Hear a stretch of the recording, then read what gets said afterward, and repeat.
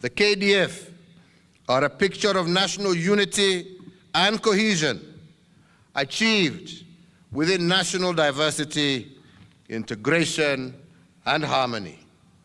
And I am pleased also to note that a good number of today's graduates are also female.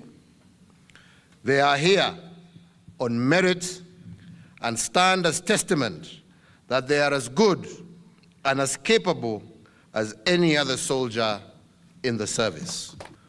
Not only does this bring peace, security, and stability to a neighboring state with which we share deep historic bonds, but it also provides our nation with safety and security from terror groups and other asymmetrical threats.